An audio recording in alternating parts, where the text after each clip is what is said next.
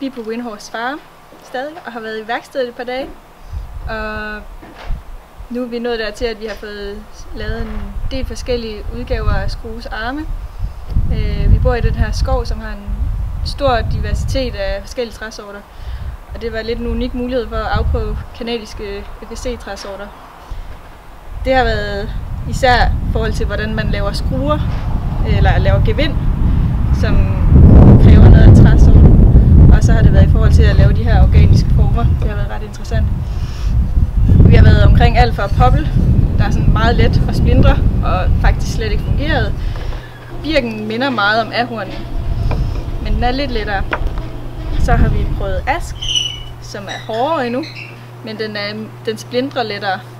Men derfor kan man stadig godt lave fin gevind i det, selvom den ikke er den, der er mest optimal til det. Så har jeg afprøvet rød e, som de også har. Og det er lidt ligesom asken igen. Altså den er hård, men den splindrer lidt. Men slet ikke, altså det kan sagtens fungere. Så er der bøgen, som er helt vildt god. Den har virkelig mange anderledes aftegninger, end dem jeg er vant til at se.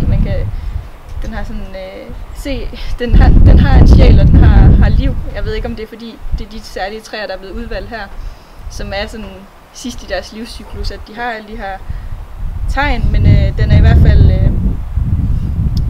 fald rigtig velfungerende, både sådan til at skabe form og også til at lave gevind i. Og så har vi sådan prøvet ud af nogle af resterne at lave bare nogle sjove nye hængere, man eventuelt kan putte på. De her, det er toppen og bunden, som er lavet af ahorn, og forhåbentlig skal vi også have selve stangen bliver ahorn, så ligesom grundstammen i det er ligesom det kanadiske nationaltræ.